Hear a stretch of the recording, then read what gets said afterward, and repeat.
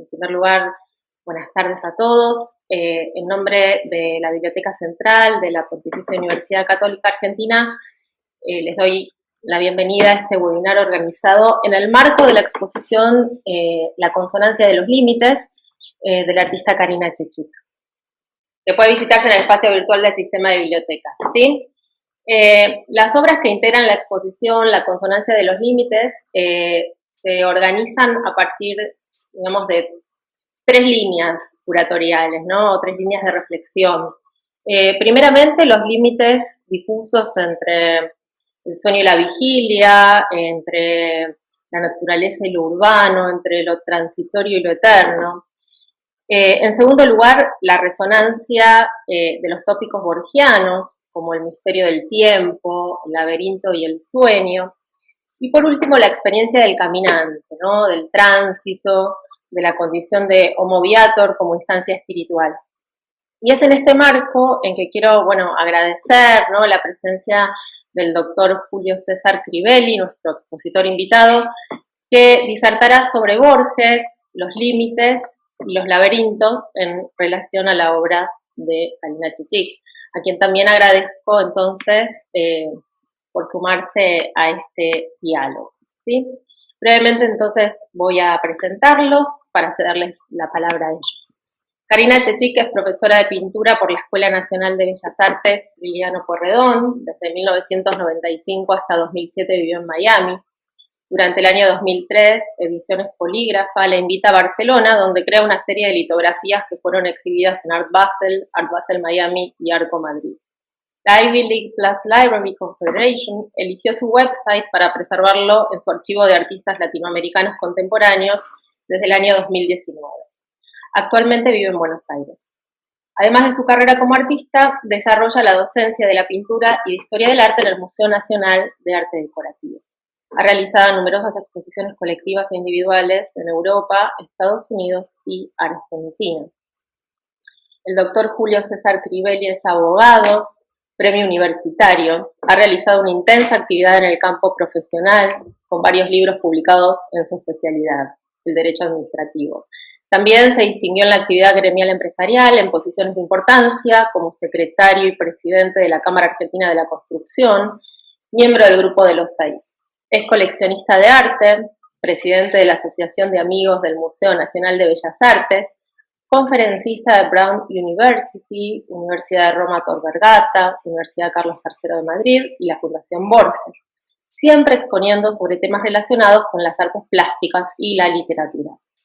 Ha publicado una novela Inexorable y un poemario La Huida, con el cual el Malva hizo un cortometraje. Fue declarado personalidad destacada de la cultura por la legislatura de la Ciudad de Buenos Aires. Bien, agradezco nuevamente su presencia y le cedo la palabra al doctor Crivelli. Estaba que cuando elegí este tema, yo lo elegí con un gran entusiasmo. Después me di cuenta de la enormidad del tema, así que es culpa mía. Y bueno, veremos si puedo contribuir a la comprensión. Y en ese sentido, bueno, primero hay dos instrumentos con los cuales yo pienso tratar de dilucidar estos dos enigmas. Uno son las obras de Karina Chechik, comprendidas en términos de texto y de contexto. Las obras de arte tienen siempre una intención, un objetivo que está planteado en la conciencia del artista y que está referido a algo explícito que él cree, que él quiere, que es lo que se intenta representar.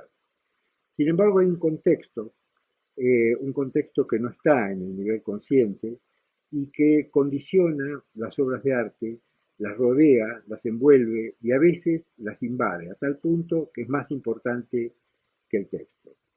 En el Tratado de la Pintura, Leonardo decía que él partía normalmente con una idea, pero que al ejecutarla con su cuerpo, con sus manos, con sus emociones, con sus recuerdos, con sus temores hacia el futuro y sus esperanzas, en definitiva salía otra obra, una obra insospechada, una obra que él no sabía, una obra que estaba cercana de sus intenciones, pero lejana de lo que él hubiera querido representar.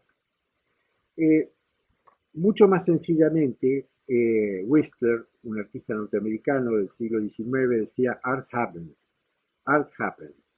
El arte sucede, simplemente sucede. Y Deleuze, en un trabajo que tiene sobre el arte, muy breve, dice que se pinta lo que no se ve. ¿No? Se pinta lo que no se ve. Hay algo en la conciencia que el artista no ve y que finalmente es lo que está llevando adelante. Con esta libertad de referirme al contexto es que tomaré en esta charla las obras de Carina. Independientemente de eso, el otro instrumento que tengo es la mitología. ¿Y por qué la mitología? Porque los límites ¿eh? Y el laberinto son obsesiones muy antiguas eh, que se representan ya antes de la historia. La historia comienza cuando podemos escribir, pero se representan antes de la historia, mucho antes de la historia, y que se recuerdan y se traen como mitos por los aedas y por los rapsodas, como canciones, como poemas, y que después son escritas cuando aparece la escritura alrededor de 1000 años antes de Cristo, los griegos un poco más tarde.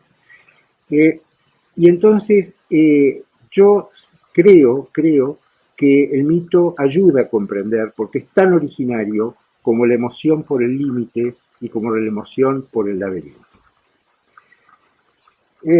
Primero, entonces, en esta concepción mítica con la cual vamos a tratar de entender, existió un lenguaje adámico. Ese lenguaje es el lenguaje que se hablaba con Dios en el paraíso. Por supuesto que esto no sabemos si existió, es simplemente un primer motor inmóvil. Todo tiene que comenzar desde su propia negación, como las matemáticas que comienzan con el cero. El cero no existe, no podemos comprobar la existencia de la nada. La nada no existe, pero es imprescindible para que arranquen las matemáticas. Todo lo que está entre el cero y el infinito es verdad, pero necesitamos dos postulados indemostrables, el cero y el infinito, para que las matemáticas puedan nacer. Así que teníamos un paraíso que, como todos los paraísos, se perdió, en el cual el lenguaje contenía a los objetos, no representaba, el lenguaje era el mismo objeto. De ese paraíso, como todos sabemos, fuimos expulsados. Fuimos expulsados por la vanidad de la serpiente que engañó a Eva y a Adán y comieron de la fruta del árbol del bien y del mal. Le pasó lo mismo a los griegos, y esto lo menciono para que veamos hasta qué punto estos parámetros trascienden las culturas y las civilizaciones. Los griegos vivían en la llanura de Sición, junto con los dioses, hasta que Zeus decidió que se iban a separar. Hasta el día de hoy, la separación, hablamos de escisión para hablar de la separación, ¿no? Bueno, la llanura de Sición es donde los griegos vivían juntos y donde los griegos tuvieron la separación de los dioses. Y perdieron entonces el lenguaje angélico, el lenguaje adánico, el lenguaje que contiene el objeto en vez de representarlo. Esto lo expresa con muchísima claridad, mucho más claridad que yo, porque lo hace en un poema que está dirigido al alma en vez de al entendimiento, Borges. En el Golem dice, si como afirma el griego en el cratilo, el nombre es arquetipo de la cosa, en las letras de rosa está la rosa y todo el Nilo en la palabra Nilo. Y hecho de consonantes y vocales, habrá un terrible nombre que la esencia cifre de Dios y que la omnipotencia guarde en letras y sílabas cabales. Adán y las estrellas lo supieron en el jardín. La herrumbre del pecado, dicen los cabalistas, lo ha borrado y las generaciones lo perdieron. Entonces había un lenguaje adánico, donde la rosa estaba contenida en la palabra rosa. Esto está referido a Cratilo. Cratilo es un discípulo de Parménides. Y hay un terrible nombre ahí escondido en el texto de la Biblia que está dictada por el Espíritu Santo. Hay un terrible nombre, que es el nombre cifrado de Dios. Está cifrado porque está oculto. Según los cabalistas, los nombres de la Biblia estaban ocultos atrás de cifras, por eso había que descifrarlos. y ahí desarrollaron todos sus métodos matemáticos. Pero sigamos adelante. Teníamos este lenguaje adánico y lo perdimos. Lo perdimos por la expulsión del paraíso o lo perdimos cuando Zeus en la llanura de Sición decidió la separación. Acá yo voy a mostrar la foto de la obra de Karina que se llama Los Inmigrantes. Espero que se vea bien. En esta obra, por supuesto, yo imagino que Karina alude a la tierra prometida y temida, a aquellas emociones de los inmigrantes que veían la tiniebla. La tiniebla es algo peor todavía que la niebla. Se veía todo borroso e impreciso, porque era una tierra absolutamente desconocida y además salvaje. Así llegan los inmigrantes, nuestros abuelos, bisabuelos y tatarabuelos. Pero yo elegí esta obra por su propio contexto, porque quizás esta es la reminiscencia que nosotros tenemos, como decía Platón, la reminiscencia que tenemos de las ideas, la reminiscencia que tenemos de ese lenguaje adánico. ¿Qué nos quedó? Esto borroso es lo que nos quedó.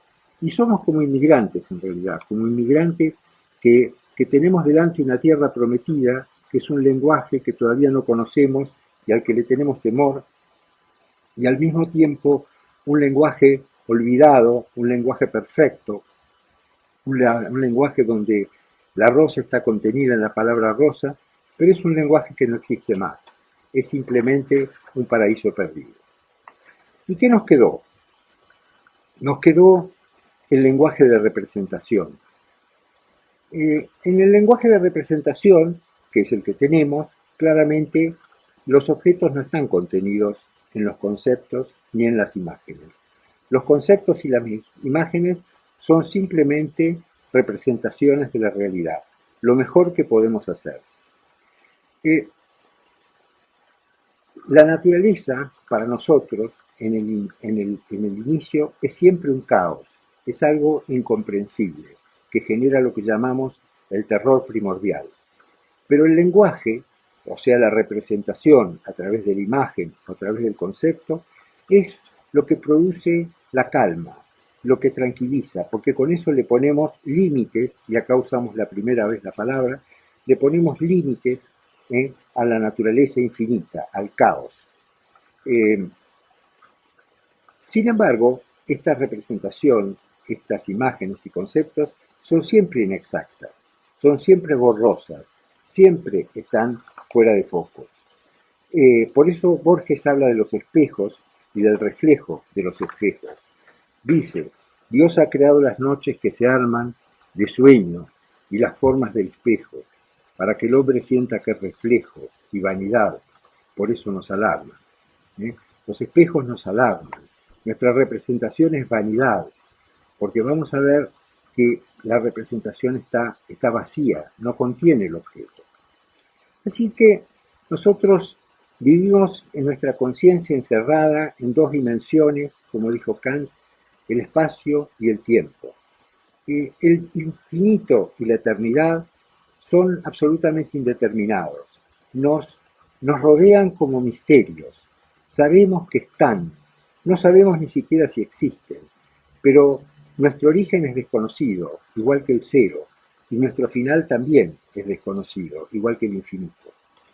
Así que la conciencia necesita permanentemente del sistema de causa-efecto, de origen y final. Necesita, porque no podemos avisorar el infinito ni podemos avisorar la eternidad. Hablamos permanentemente de cosmos. Estos son los límites. Nosotros, cosmos quieren decir orden, es la obsesión de los griegos. Los griegos quieren poner un orden al caos y ese orden se llama cosmos. Son límites matemáticos, límites geométricos, límites astronómicos. Los romanos, los latinos, hablan de universo, que quiere decir lo mismo que cosmos, es algo que se entiende de una sola manera, pero en realidad saben en su conciencia que la realidad es lo diverso, lo opuesto al universo. Hay un cuento, hay un mito latino que es muy ilustrativo sobre esto. En la fundación de Roma, Rómulo traza el lugar, el círculo por donde va a estar la muralla, lo traza con un arado. Este círculo es sagrado. La muralla romana se llama mundus. La obsesión romana por el derecho implica que adentro de la ciudad, adentro del mundus, está la protección del derecho. Los hombres no pueden matar a los hombres no pueden robar a los hombres. Los hombres están protegidos, los kiwis, los ciudadanos que viven adentro del mundus. Afuera del mundus está lo inmundus, está el peligro de la naturaleza salvaje y el peligro de los hombres salvajes que no viven adentro de la ciudad. Remo se burla del límite de este mundus que traza su hermano Rómulo con el arado. Y entonces el dios Terminus, que quiere decir el dios de los límites, lo extermina a Remo con un rayo. Todo esto es para referir hasta qué punto el límite lo llevamos adentro de nuestra alma, más allá de la conciencia. Los griegos viven obsesionados por el término gonos. Gonos quiere decir lado. Los polígonos, los triángulos, bueno, todos tienen lados, tienen límites. ¿Y qué es lo contrario de gonos? Lo contrario de gonos es ágonos, la muerte, que se produce cuando no hay límites. Así que nosotros, mediante las ciencias, mediante la geometría, mediante las matemáticas, nosotros formulamos límites. Y también lo hacemos básicamente y fundamentalmente con los conceptos y con las imágenes. Borges se refiere a los límites en un poema que se llama Límites, y se refiere aquí al último límite, al límite de la muerte. Dice: de estas calles que ahondan el poniente, una habrá, no sé cuál, que he recorrido, ya por última vez, indiferente y sin adivinarlo, sometido a quien prefija omnipotentes normas, y a una secreta y rígida medida, a las sombras, los sueños y las formas que destejen y tejen esta vida. Tras el cristal ya gris la noche cesa, y del alto de libros, que una trunca sombra dilata por la vaga mesa, alguno habrá que no leeremos nunca.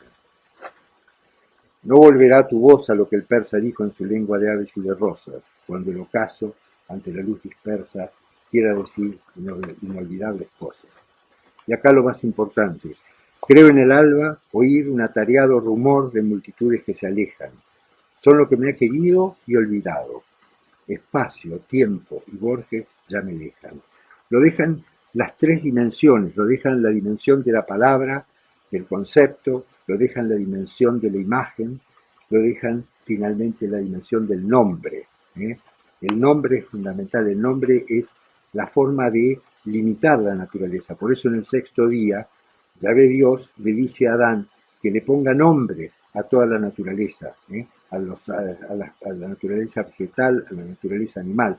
El hombre es el señor del universo, por eso es el que pone los nombres. Al único que no le puede poner un nombre es a Yahvé, a Dios.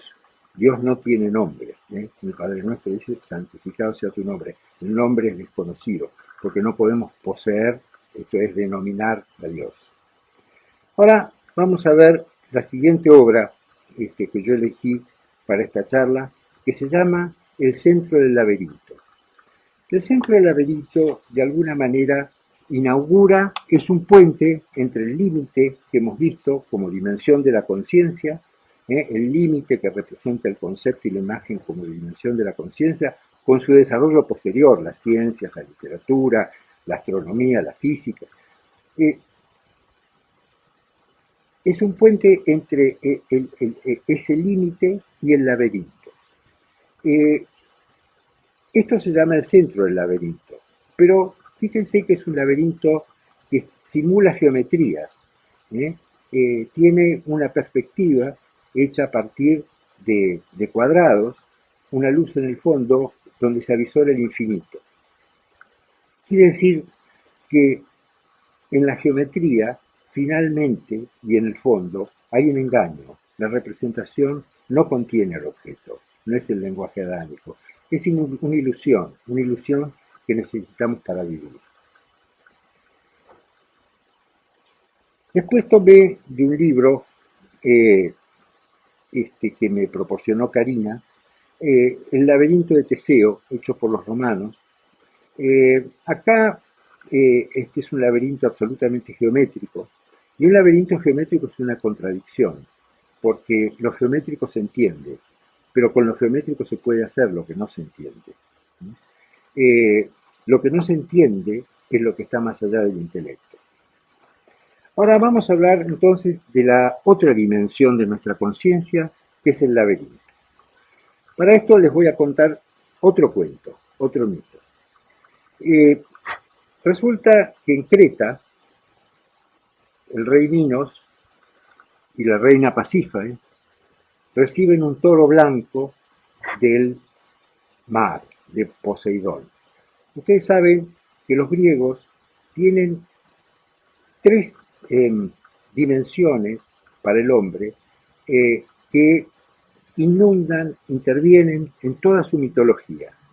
Son el deseo, representado por el mar, el deseo animal que tenemos nosotros, ilimitado, absolutamente invasor, el deseo quiere todo, sin ningún límite. El intelecto, representado por la tierra, que es la que le pone freno al mar, por eso todavía hablamos de continentes cuando nos referimos a la tierra.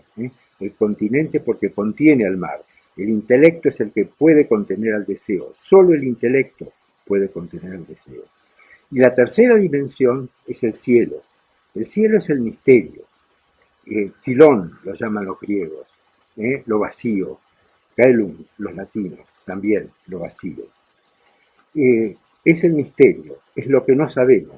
No sabemos, pero está rodeándonos todo el tiempo, porque no sabemos qué hubo antes de nuestro nacimiento, ni sabremos nunca qué hay después de nuestra muerte.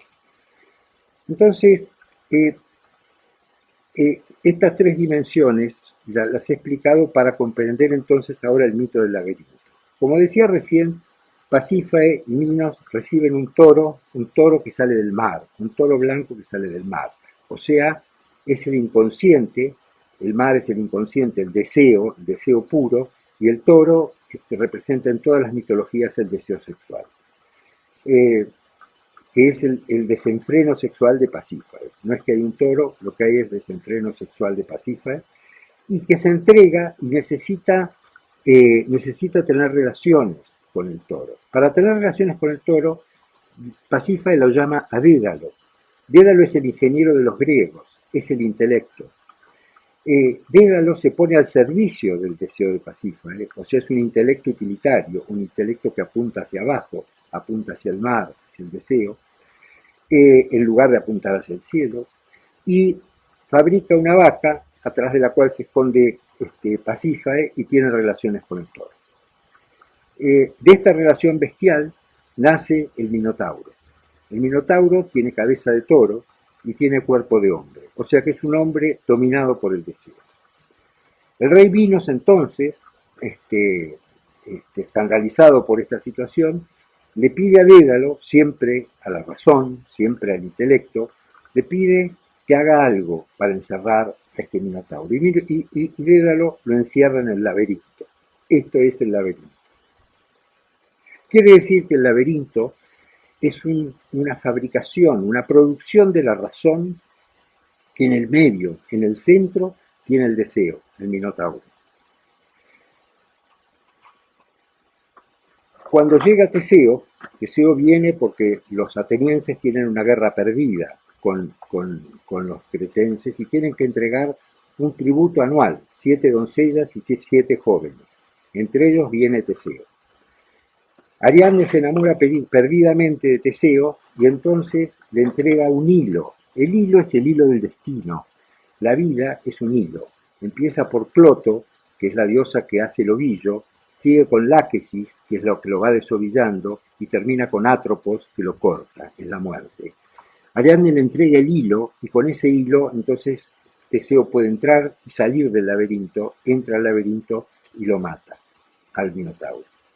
Quiere decir que el laberinto implica el intelecto utilitario, el intelecto sometido al deseo. Nosotros somos seres de la transición, según las mitologías. Con nuestro intelecto podemos apuntar hacia arriba, hacia el misterio, hacia el cielo, o podemos apuntar hacia abajo, hacia el deseo, y convertir al intelecto en un intelecto puramente utilitario, al servicio del deseo. Borges también considera que el laberinto es un símbolo de la razón. En Juan 1.14, que se refiere por supuesto al Evangelio según San Juan, Borges hace un poema donde evoca a Cristo y dice: yo quise jugar con mis hijos, conocí la memoria, esa moneda que no es nunca la misma, el lenguaje no es nunca el mismo. Conocí la esperanza y el temor, esos dos rostros del incierto futuro. Conocí la vigilia, el sueño, los sueños, la ignorancia, la carne, los torpes laberintos de la razón. Bueno, y sigue. Pero los torpes laberintos de la razón. La razón es impotente porque procede a partir de la representación, que siempre, siempre es inexacta. Ahora vemos acá otra obra de Carina que se llama Sognai per la prima volta, que tiene un texto de Franco Ricci.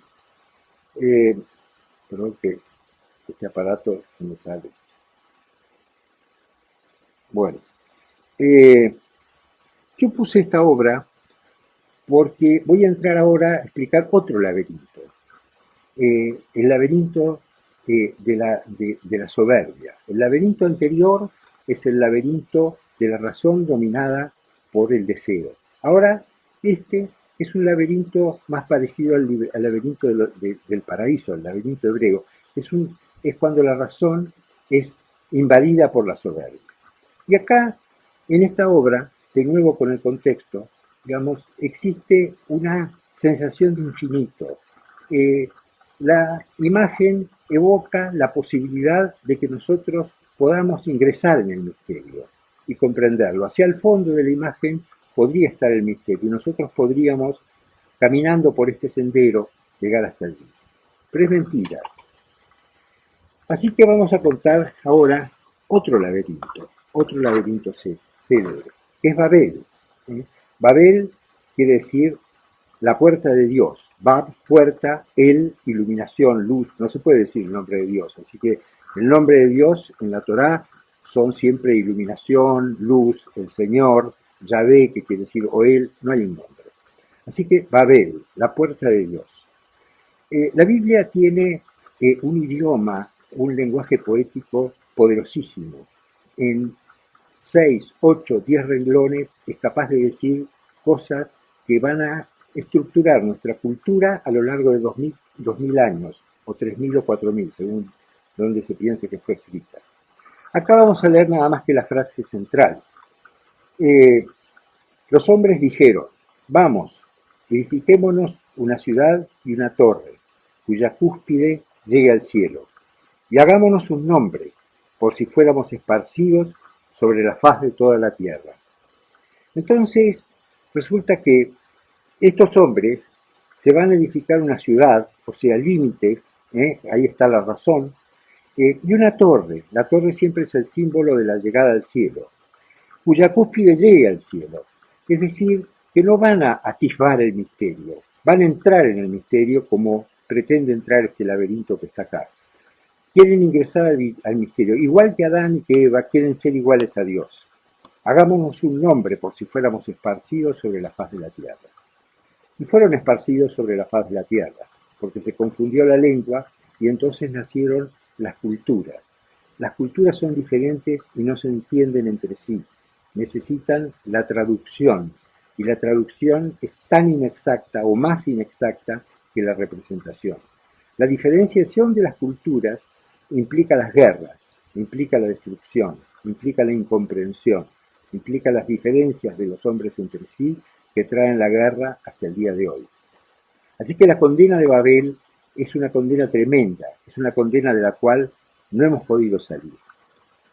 Como en esta otra obra que se llama Which Way to Go Now. ¿Podemos subir con el intelecto hacia el cielo? ¿Podemos subir hasta allá? ¿Podemos, como seres de la transición, inclinarnos hacia arriba o podemos inclinarnos hacia abajo, hacia el deseo que domina en definitiva la razón. La realidad es que aunque estos mitos los conocemos desde, piensen que la Biblia está editada 1200 años antes de Cristo y son relatos que tienen decenas de miles de años más, pero pese a esta comprensión, el hombre resiste, siempre resiste, y quiere ingresar en el misterio, como Babel. Así que nosotros en los años 60 emprendimos la reconstrucción de un único idioma. Pese a la condena de Babel, donde los idiomas fueron dispersados, nosotros comenzamos la reconstrucción de nuevo del único idioma, probablemente el lenguaje adánico. Así que en plena Guerra Fría, como instrumento de defensa, los países occidentales desarrollaron ARPANET. ARPANET dispersaba los servidores y las computadoras con conexión remota, de modo tal de que nadie pudiese, o sea que el bloque soviético no pudiera de ninguna manera destruir los sistemas de comunicación de Occidente. Esto, según todos los estrategas, fue absolutamente decisivo para la derrota del bloque soviético en la Guerra Fría. Muy bien, ARPANET se desarrolla en los 60, recién se activa en el 67, 7 años lleva activar esto. En 1989 cae el muro, es el símbolo de la terminación de la Guerra Fría, y en 1992, o sea, 3 años después, se transforma ARPANET en Internet. Internet la maneja una sociedad. Ninguno somos conscientes de esto. Internet la maneja una sociedad que se llama ISOC. Esta sociedad que se llama ISOC tiene una composición absolutamente exótica y rara. Parece la Lotería de Babilonia. Ustedes recuerdan la Lotería de Babilonia en Borges, a donde no se sabe quién es el que dispone tanta justicia y tanta injusticia dentro de esa ciudad. Así que ISOC maneja Internet. Internet es como la biblioteca de Babel, porque existe una enorme multiplicidad de información. Es la negación de la verdad, porque puede ser cualquiera la verdad. Es un nuevo laberinto de la razón. Cuando Borges habla de la biblioteca de Babel, es profético. Está hablando probablemente de Internet, de este nuevo laberinto de la razón, de este deseo a través de la ciencia y de la tecnología de nuevamente tener la totalidad del conocimiento, de fundar de nuevo el lenguaje unitario, el lenguaje perdido en Babel. Así que estamos de nuevo frente a un laberinto. Y seguimos adentro del laberinto, parece imposible salir. En el poema Laberinto, Borges nos deja constancia de esta imposibilidad. Dice, no habrá nunca una puerta, estás adentro, y el alcázar abarca el universo. Y no tienen verso ni reverso, ni externo muro, ni secreto centro. No esperes que el rigor de tu camino, que tercamente se bifurque en otro, tendrá fin. Es de hierro tu destino, como tu juez. No aguardes la embestida del toro, que es un hombre, cuya extraña forma plural da horror a la maraña de interminable piedra improtegida. No existe, nada esperes, ni siquiera en el negro crepúsculo la fiebre. Ahora, del laberinto entonces no se puede salir. El laberinto es el símbolo del deseo que somete a la razón en los griegos y de la soberbia que somete a la razón en los hebreos. Pero la realidad demuestra que siempre estamos en un laberinto, ahora estamos en el laberinto de Internet. Ahora, límite y laberinto son lo mismo. Bueno, son dimensiones de la razón. Pero el límite es la razón utilizada como defensa. Es el muro que nos defiende de la naturaleza atroz y de los hombres salvajes. Es el perímetro, la geometría, la forma que nos permite entender y fabricarnos un universo, aún sabiendo que vivimos en lo diverso, un cosmos, aún sabiendo que vivimos en un caos. El límite es lo que produce el derecho. El derecho es lo que hace que un hombre respete al otro hombre. y está, y está sostenido por el dios Terminus, el dios del límite. En cambio, en el laberinto está orientado, va más allá del límite. El laberinto es el intelecto dominado por el deseo o el intelecto dominado por la soberbia. ¿Eh? En el laberinto de los griegos, el deseo domina la razón. En el centro de nuestro pensamiento, de nuestro fabricado por Dédalo, en el centro de nuestro pensamiento lo que hay es un minotauro, lo que hay es un toro, el símbolo del deseo infinito, del deseo inagotable. En cambio, en Babel, lo que hay es pura soberbia. Queremos ser iguales a Dios, igual que Adán y Eva. Así que en el primer caso tenemos un intelecto utilitario y en el segundo caso un intelecto de la soberbia. ¿Es posible hacer otra cosa? ¿Es posible salir de esta condena?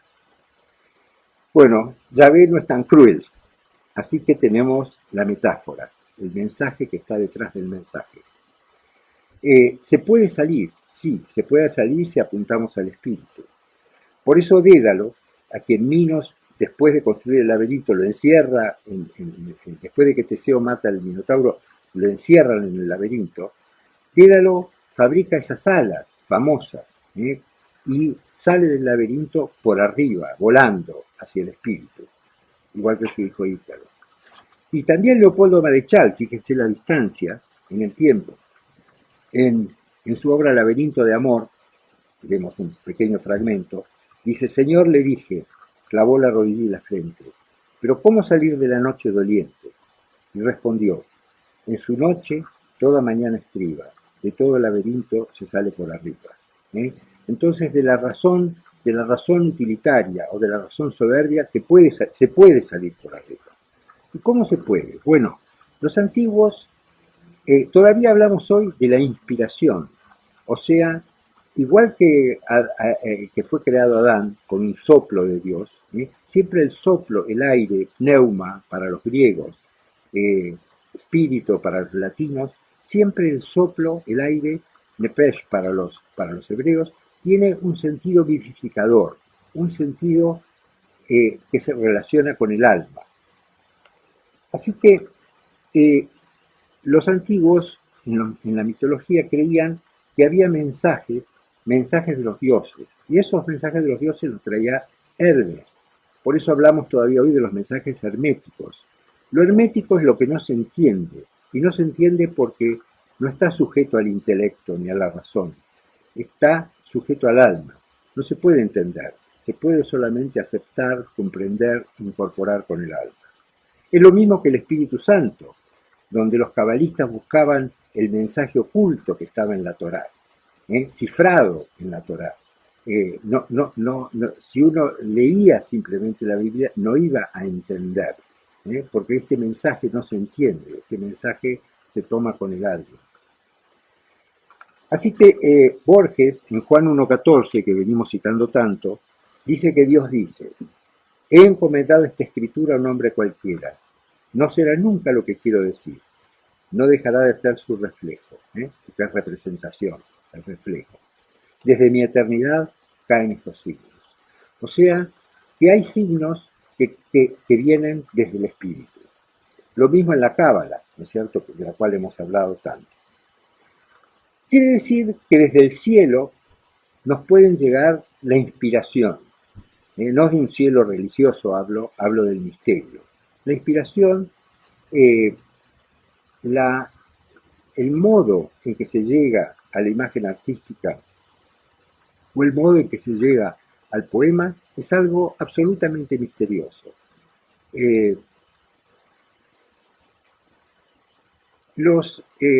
Siempre hay un viaje misterioso. Por ejemplo, Ulises en la Odisea, fíjense la simbología, va navegando por el mar, va por el deseo. Quiere llegar a Ítaca. Ítaca es la identidad, es el sol, es el espíritu. Y entre medio va a encontrar aventuras a donde todo el tiempo recibe tentaciones para que su intelecto, que está tratando de apuntar hacia el misterio, apunte hacia el deseo. Lo primero que le pasa es lo mismo que a Adán. Llega a la isla de Calipso, que quiere decir la que oculta, y Calipso quiere transformarlo en un dios. Bueno, él se niega, afortunadamente, a diferencia de Adán.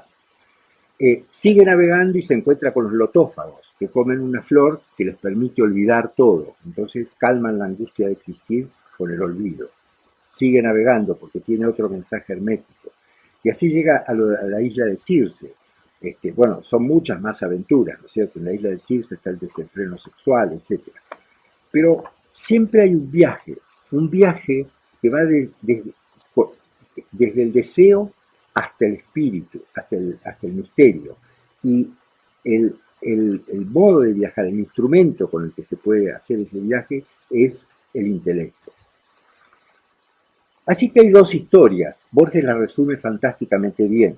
En el Evangelio según San Marcos, Baltasar Espinosa, el héroe del Evangelio según San Marcos, dice: también se le ocurrió que a los hombres a lo largo del tiempo han repetido siempre dos historias, la de un bajel perdido que busca por los mares mediterráneos una isla querida, y la de un Dios que se hace crucificar en el Gólgota.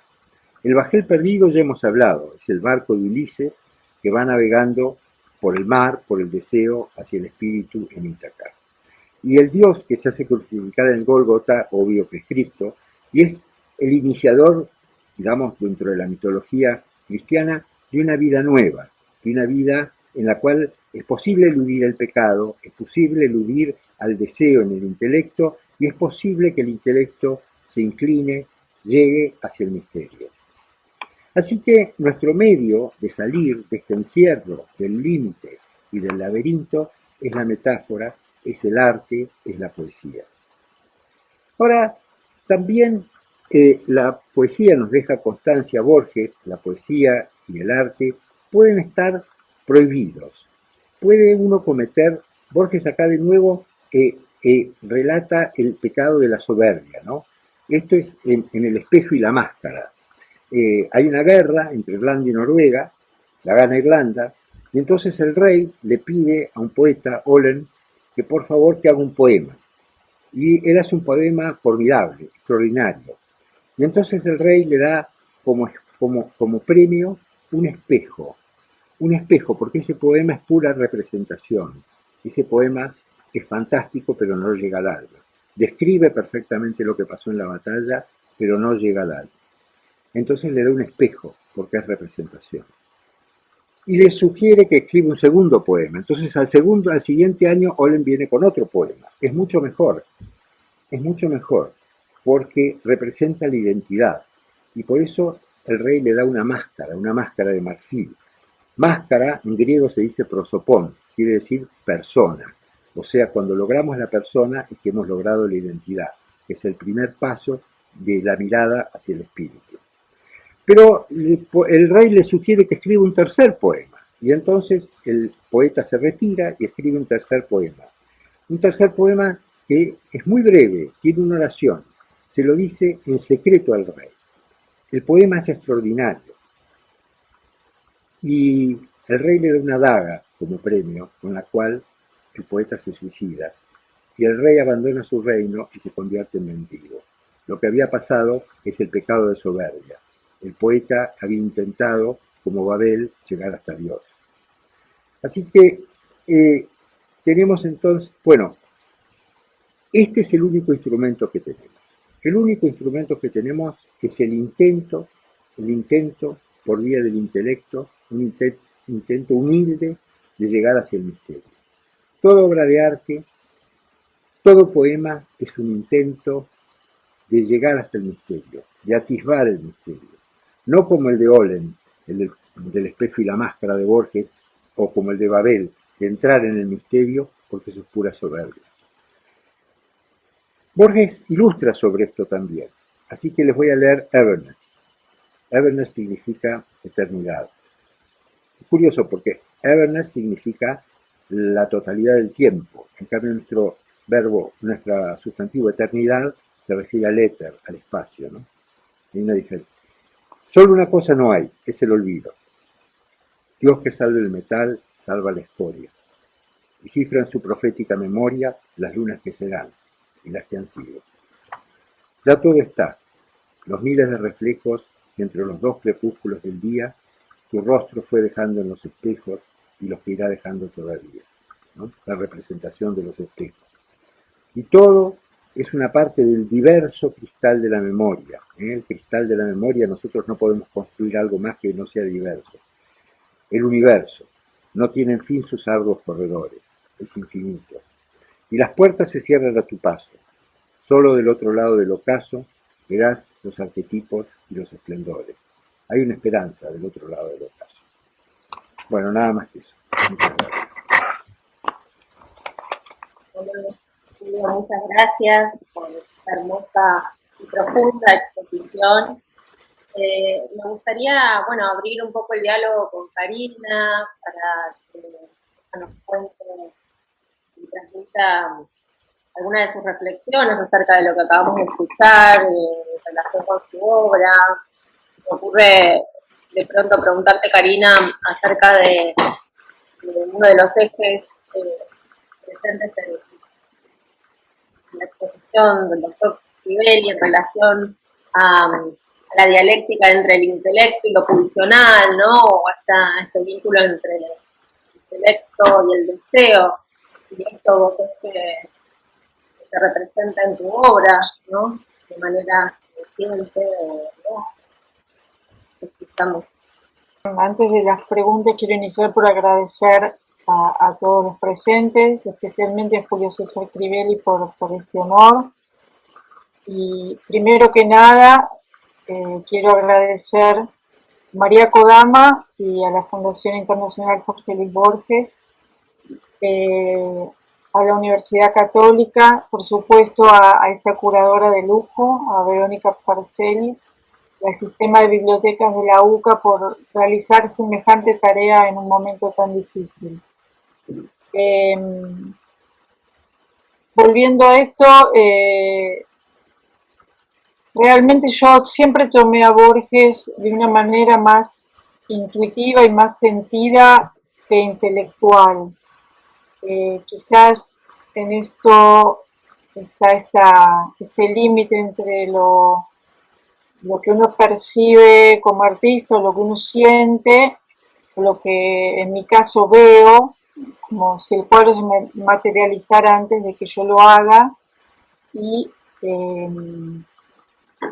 lo que luego termina sucediendo en la obra, ¿no?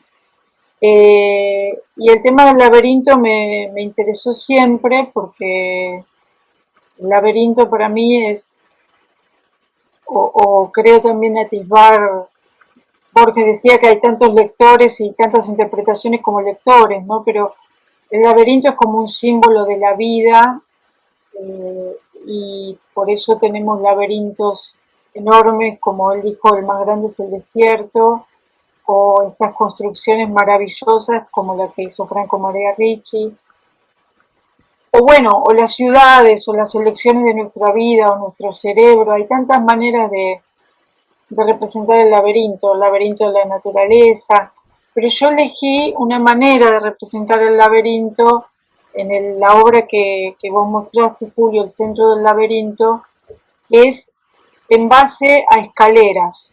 Esa geometría es un laberinto arquitectónico, y para mí, que soy una persona creyente, y esperanzada, creo que al final del laberinto, o al final de esta vida, o de lo que nosotros nos propongamos, siempre hay luz.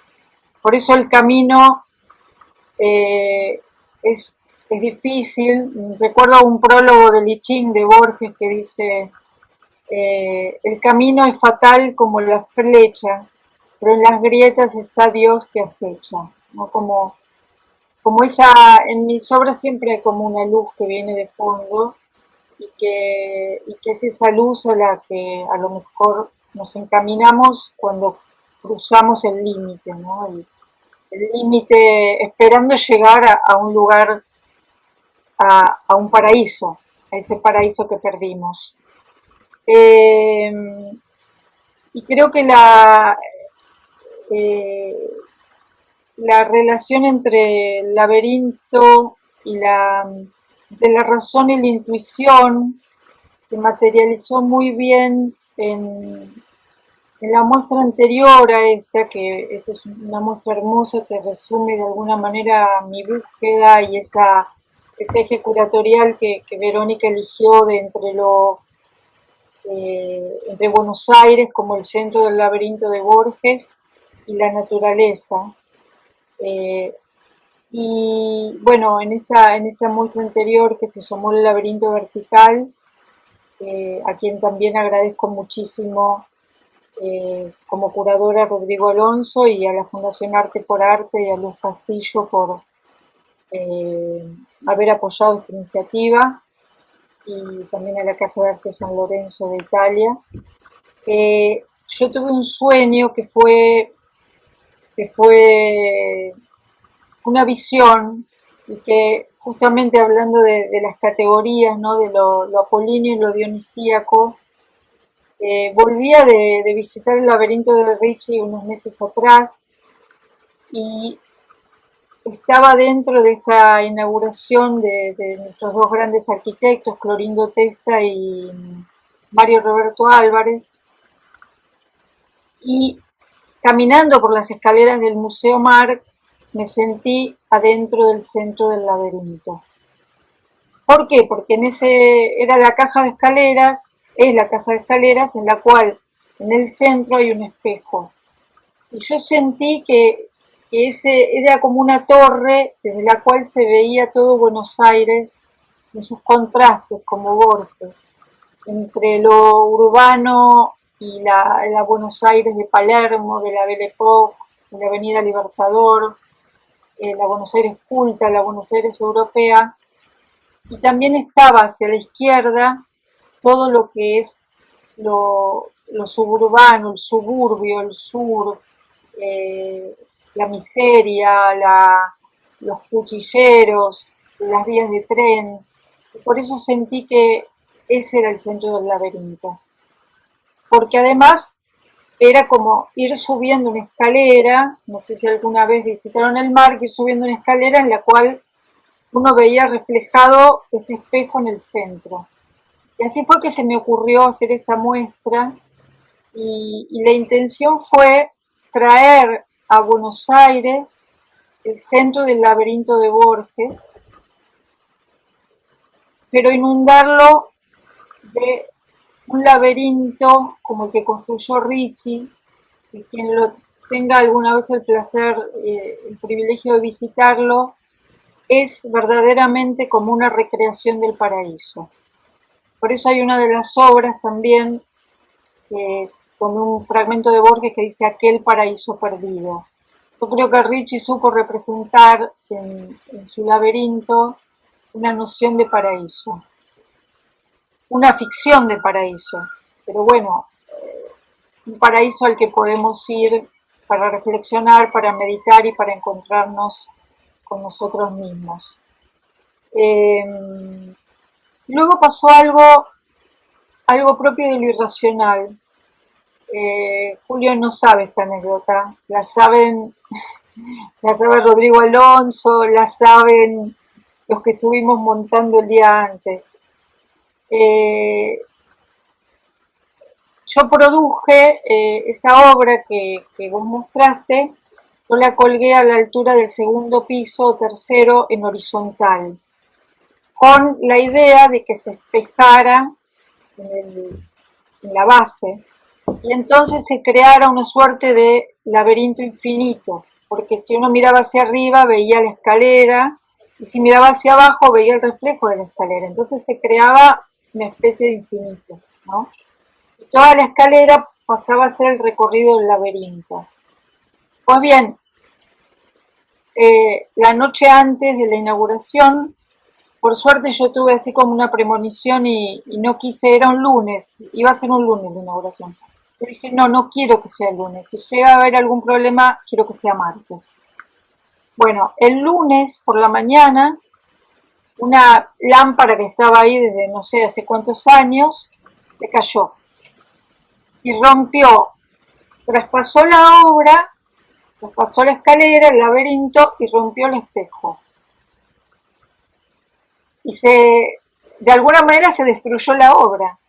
Menos mal que tuvimos, pero milagrosamente no había nadie, nadie se lastimó, y tuvimos el tiempo de reconstruirla. Eh, pero a mí me quedó esa idea de la irrupción del azar, de lo irracional, o de esta imposibilidad de lo que vos decías también, de queremos manejar todo pero no podemos. Queremos construir una ilusión, pero la ilusión se rompe, ¿no? Eh, bueno, no sé qué más podrían preguntarme, hay mucho para decir, pero No sé si Julio quiere comentar algo acerca de estas palabras que Karina transmitió y esta anécdota, ¿no? Tan potente. Bueno, sí, digamos, lo imprevisible es lo que nos acecha y nosotros vivimos una pretensión de lo previsible. Esa pretensión de lo previsible es estructurada bajo tres elementos, dos de los cuales hablé, el concepto y la imagen. El tercero es el número, del cual hablé superficialmente y menos. Pero estos tres son los elementos que nos permiten contar, medir, designar, representar. Eh, Son absolutamente ilusorios.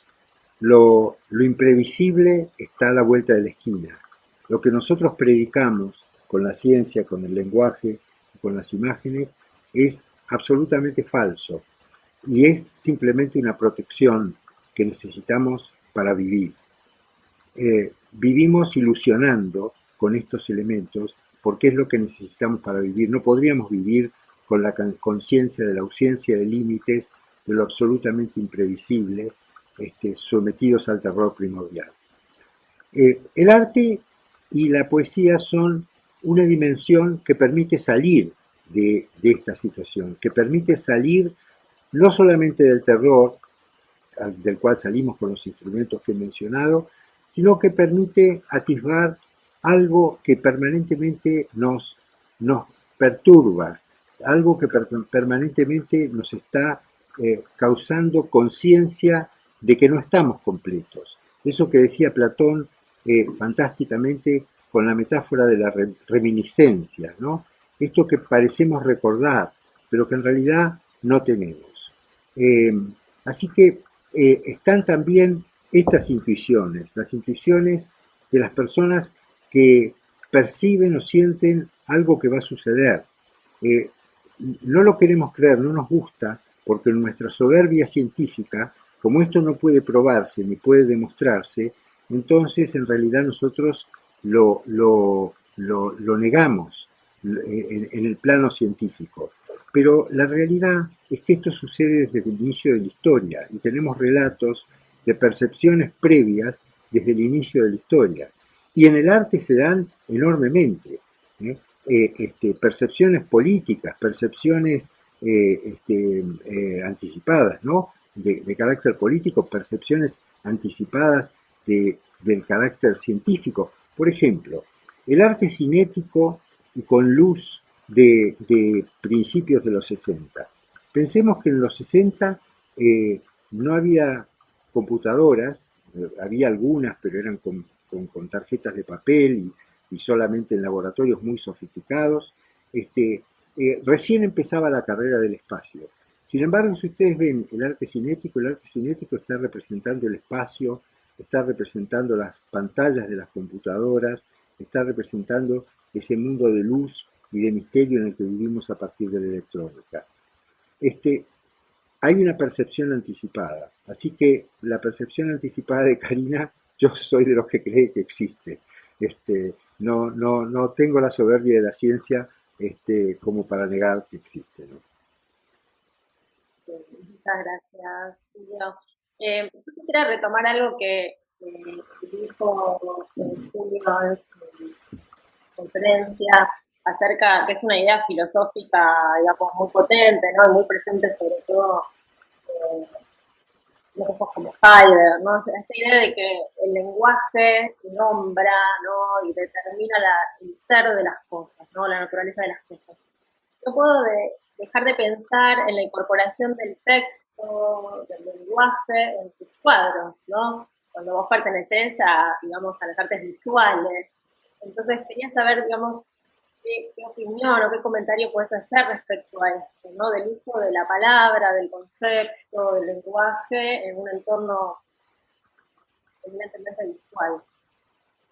Desde que inicié esta serie con Borges, que mayormente utilizo el lenguaje, los textos de él, porque son una enorme fuente de inspiración, y con los años he ido sintetizándolos, a veces desaparecen, pero como todos los que leímos a Borges con apasionamiento, con esa sensación de maravilla, eh, permanece en mí, aunque a veces no aparezca.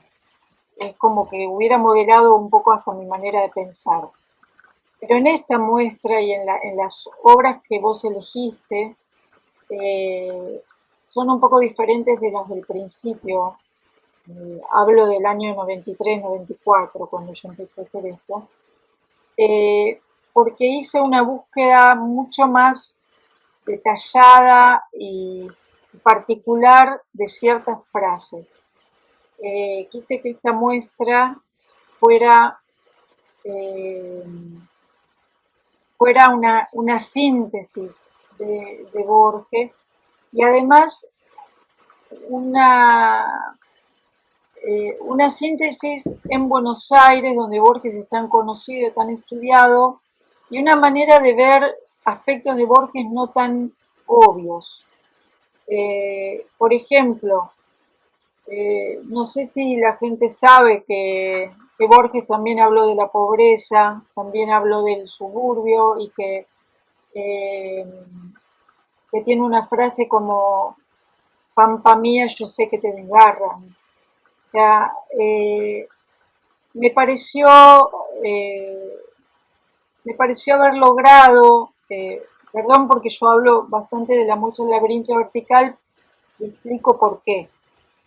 Porque la muestra, estamos acá, la consonancia de los límites, es una muestra que inició virtual y que es una selección de obras ya realizadas. Entonces, es distinto a lo que, es como una continuación de un poco la culminación de lo que yo logré hacer en esta muestra del 2018. Y que estaba muy, muy permeada por la relación de Borges con Buenos Aires, y de Buenos Aires como el centro del laberinto de Borges.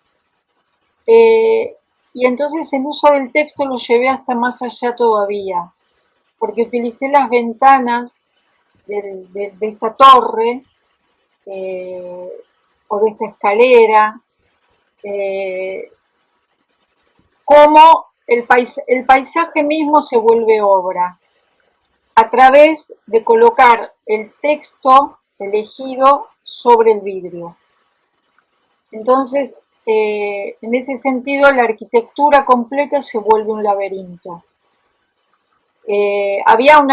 También había otros factores, y era que el texto también funcionó de manera auditiva, porque hubo toda una instalación con una selección muy cuidada de conferencias de Borges, fragmentos de pensamientos de él, en el cual termina hablando del arte. La última frase habla sobre lo que él piensa del arte y lo que tenemos que hacer. Pero además quise establecer un diálogo imaginario con Franco María Ricci, que nos dejó recientemente, o sea que en ese momento estaba vivo. Pero era muy lindo porque Borges hablaba en castellano, Ricci hablaba en italiano, y era como que estaban dialogando entre ellos con un fondo de Eric Satie, que daba toda una atmósfera, un recorrido. O sea que la palabra para mí es muy, muy importante. Él no está en un primer plano, no, aparece de manera sutil, aparece como metida dentro del paisaje o aparece como un susurro. La palabra es la base de toda la obra, de toda la imagen. Pero yo la tomo de una manera un poco libre. Eh, no es una elección no es una elección racional completamente, es una elección más sentida. Yo siento que esta palabra va con esta imagen y así lo trabajo, ¿no? Y luego, la verdad, de nuevo, agradezco la generosidad y la confianza de María Kodama, porque a veces en en el crear la obra cubro alguna frase, cubro algún pedazo de frase, se ve y no se ve, pero bueno, gracias a ella también me sentí con la libertad de poder hacerlo esto, durante toda mi carrera. Eh, y, y realmente otra cosa que sucede es que el texto, para que yo pueda trabajar con el texto me tiene que emocionar, me tiene que convocar. Ha sucedido en ocasiones que lo he usado en otros idiomas. He usado Borges, tomado textos de Borges en inglés, en italiano, una vez en griego, eh, pero eh, yo lo uso si para mí tiene sentido en italiano o en inglés, si la musicalidad se mantiene,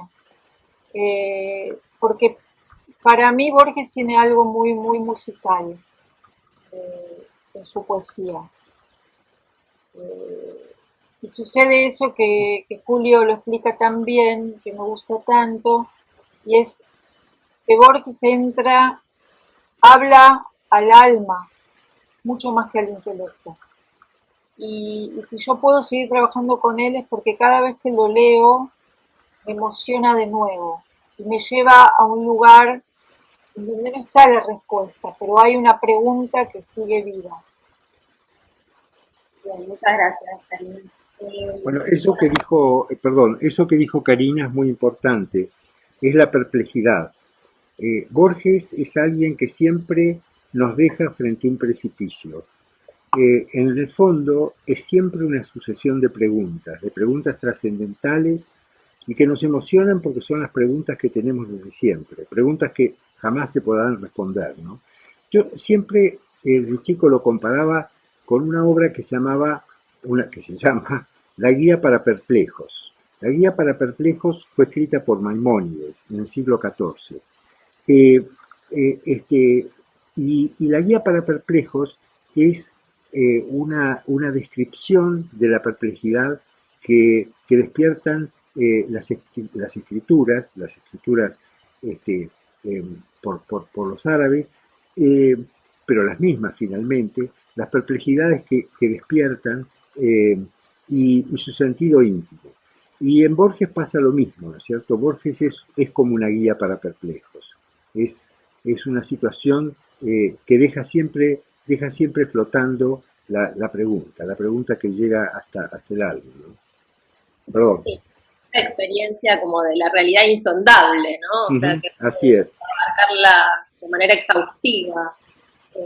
Bueno, muchas filosofías también plantean esta cuestión, ¿no? O sea, la idea de que la filosofía consiste más en el preguntarse que en las respuestas, ¿no? Que damos, nunca son definitivas, ¿no? Y esto también me parece que se une a esa imagen del homo viator, ¿no? El caminante, donde en realidad nunca se trata de un punto de llegada, ¿no? De transitar. Me gustaría transmitirles algunas de las preguntas que fueron dejando en el chat para, bueno, en esta última parte de este encuentro. Lorena Flores pregunta si esa idea del laberinto sería una forma de mostrar la frustración y la desesperación humana ante la imposibilidad de acceder a lo absoluto. Como que a Julio será la pregunta ahorita acá. Bueno, sí, el laberinto esconde algo o descubre algo que nosotros permanentemente tratamos de ignorar, que es que el deseo domina la razón y que entonces la razón, sometida por el deseo, el intelecto utilitario, como decían los griegos, no puede nunca llegar al misterio, nunca puede llegar a lo que vos, no sé el nombre de quien preguntó, nunca puede llegar a lo absoluto, ni siquiera a visorarlo. Para eso tiene que apuntar hacia arriba. Y el laberinto es precisamente el intelecto apuntando hacia abajo, apuntando hacia el deseo, dominado por el deseo que está en el centro, ¿no es cierto? Bien. Otra pregunta, me parece que en este caso para Karina, de María Ede, que dice si las obras mostradas fueron hechas con técnicas digitales o tradicionales. La primera, la de los inmigrantes, pareciera hecha en las técnicas tradicionales y difiere de las demás. Mi pregunta es desde la mirada de lo plástico. Bueno, mi obra mayormente siempre es pintura, con una base fotográfica, que es el inicio del registro, con una intervención de, digamos, de algo plástico, de un collage, ya sea que sea un collage hecho con papeles, porque hay que aclarar que mi técnica fue cambiando como fue cambiando la tecnología. No construía la obra de la misma manera en los años 90 que en el 2020. Hacía un collage que era verdaderamente un collage de texto, ampliaba, porque aparte yo amo la letra, las tipografías, la Times Roman de Borges, yo ampliaba directamente del libro para realizar ese collage. Y eso sí se ve más en la obra que marcó Julio. Y últimamente hay un mayor predominio, sí, hay un poco más de intervención de tecnología, pero en el 80% de las obras de esa muestra y de lo que hay, lo que vos seleccionaste, o más, son pinturas. Hay, si bien hay una base digamos, de impresión, que parte de la fotografía, yo las considero obras pictóricas, eh, porque hay una intervención siempre manual. Creo que en el texto vos decís algo muy lindo que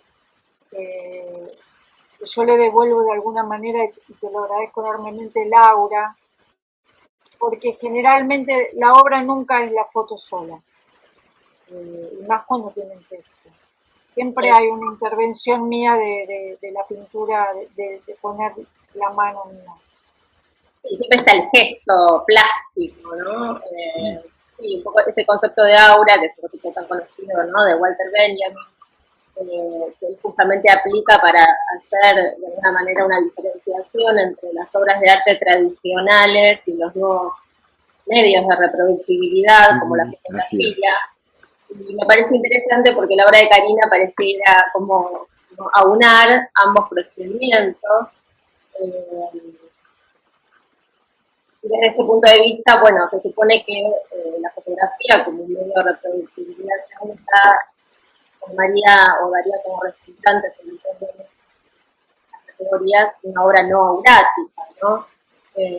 Justamente me parece que la obra de Karina, al aunar ambas técnicas, de alguna manera está sonando o devolviendo, ¿no? Esta posibilidad de la obra entendida su aura, ¿no? Este aquí y ahora de una lectura plástico, presente, el artista por poder la reproducción gráfica. Bien, quisiera transmitirles otra pregunta, en este caso de Daniel, que consiste así, ¿cómo se conectan los dos laberintos? Internet y Babel es la pretensión humana, la soberbia de la razón. ¿Es esa idea del sueño de la razón produce monstruos? Bueno, por parte. Sí, muy interesante la pregunta. Sin duda que Babel e Internet son laberintos de la soberbia, así como el laberinto de los griegos es un laberinto del deseo. En el, en el centro, siempre en el pensamiento hebreo, la soberbia prima sobre el deseo, mientras que en el pensamiento griego es al revés. Eh, los laberintos, ¿cómo se conectan los laberintos de, de la soberbia con Goya, ¿no? Eh, este, bueno, con los sueños y con los monstruos que despiertan los sueños. Eh, la realidad es que nosotros no sabemos si nuestra vida es la vida consciente de la vigilia o la vida de los sueños. No tenemos claro, pero sí tenemos claro que en los sueños, sucede la naturaleza sin límites. Allí hay representación, hay imagen, hay conceptos, pero están totalmente borrosos, como en la obra esa de los inmigrantes. No se ve nada, no se distingue nada, y las formas se componen caprichosamente, probablemente en función de nuestras emociones y de nuestros terrores. La mayoría de los sueños, por lo menos los que he tenido yo, la mayoría de los sueños son pesadillas. Son, fíjense la diferencia, como decía Borges, ¿no? Entre pesadilla y nightmare. Las nightmares son yeguas de la noche, tienen que ver con la locura de las yeguas sueltas y salvajes. En cambio, pesadilla es algo más anímico, algo más suave. Pero bueno, estas nightmares o pesadillas, estos sueños, en definitiva conforman imágenes de eso que tememos, del terror primordial, de eso que está fuera de los límites. ¿eh? Así que eh, yo creo que la razón en términos de límite se contrapone a estas imágenes. Y en términos de laberinto, es probable que sean estos sueños y estos monstruos de los sueños sean justamente lo contrario de la razón que se siente iluminada, de la razón de la soberbia, de la razón de Babel o de la razón de Internet. Eh, porque implican que pese a que nosotros nos inventemos límites, matemáticas, astronomía y distintos tipos de representaciones y que hablemos del universo y del cosmos, en el fondo de nuestra conciencia, cuando dormimos, cuando no tenemos los frenos inhibitorios encendidos, entonces aparecen de nuevo los monstruos del terror primordial. Muchas gracias, Silvio. Sí, estoy de acuerdo. Además, esta frase, ¿no? Moya, el genio de la razón con ese monstruo podría ser medida en dos claves distintas, ¿no? Pareciera como que Así es. desde el hombre ilustrado, ¿no?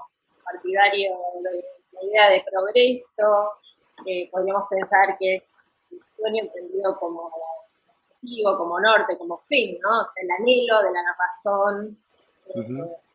Mientras que nosotros lo tomamos desde una perspectiva más moderna, digamos, o contemporánea, que pone en tela de juicio el concepto de progreso, podríamos pensar que justamente los monstruos devienen, cuando supera la razón instrumental, que vos mencionabas, ¿no? Pareciera que lo que nos salva es la metáfora, que es donde justamente puede expresarse el arte, ¿no? Bueno, quería simplemente compartir con ustedes un comentario, porque no es una pregunta que es uno de los participantes, Patricia Doval, de lo siguiente: el Antiguo Testamento es simbólico, el Nuevo Testamento lo reconvierte en comprensible para el hombre. Babel, por obra del Espíritu Santo, la verdadera comprensión. No sé si quieren comentar algo a Patricia, palabras en el chat. Lo que me pasa es que la escuché muy mal, no sé si me lo podés volver a repetir, porque tengo el audio un poco... Sí. Patricia Doval. Todo el Antiguo Testamento es simbólico.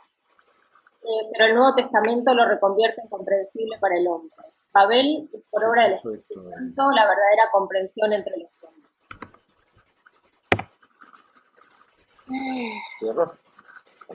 No sé si quieren comentarle algo. ¿Quieren comentar algo, Julio? Bueno, la realidad es que el Nuevo Testamento es tan misterioso como el anterior y está lleno de símbolos. Son símbolos sobre símbolos y permite sí una comprensión de los símbolos del Antiguo Testamento, pero de nuevo a través de símbolos. Anuncia Isaías que vendrá Manuel, o sea, el Hijo del Hombre, a poner la paz entre los hombres. Y bueno, y finalmente en el Nuevo Testamento los evangelistas canónicos, porque no nos olvidemos que hay 4 admitidos y hay otro montón dispersos por ahí que no son admitidos. Los evangelistas canónicos entonces nos relatan las aventuras y las desventuras del que viene a decirnos el Nuevo Testamento, o sea, la nueva Torá, la nueva Biblia. Pero esa nueva Biblia, esa nueva Torá, también está llena de símbolos. Si simplemente leemos la oración que él dejó, según dice la tradición, que es el Padre Nuestro, está absolutamente llena de símbolos que implican la trascendencia del hombre hacia el espíritu, hacia el misterio, ¿no? Que finalmente es la esencia de todos los sistemas de creencia y de todos los sistemas religiosos. Así que yo diría que sí, que es un esclarecimiento, pero un esclarecimiento misterioso, contradictoriamente. Bueno, muy bien. Muchas gracias a todos los participantes. Podemos dar finalizada, si les parece, este encuentro. No sé si Karina o Julio quieren agregar algo más antes de despedirnos. No, yo solamente agradecerles muchísimo a todos, a Karina, a Verónica, a la UCA, a Fernando Flores, gran amigo de la Fundación Borges, que lo veo acá presente, y otros amigos que he visto también, y a todos los que han participado de esto, muchísimas gracias. Bien. Karina. Sí, también quiero agradecer mucho todos estos años de confianza. También es cierto que a María la conocí y muy seguidamente lo conocí a Fernando Flores, y todos estos años él ha sabido acompañar desde un lugar muy tranquilo, pero siempre acercándome y dejándome trabajar con mucha libertad, que verdaderamente lo agradezco enormemente. Agradezco a la inteligencia de Verónica,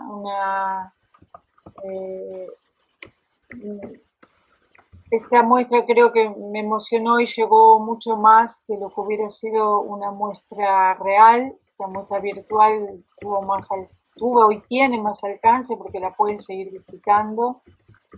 Me gusta muchísimo el texto y me gusta mucho la edición de video que realizó también Verónica. Creo que transmite muy bien lo que yo intento hacer con mi obra. Agradezco a Rodrigo Alonso, a Luz Castillo, a Antonio Fernández Ferrer, a Borges y a Franco María Ricci.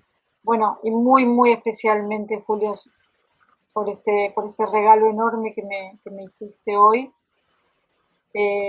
por seguir mostrándome caminos y lugares por donde puedo seguir investigando a Borges, al arte y a la vida.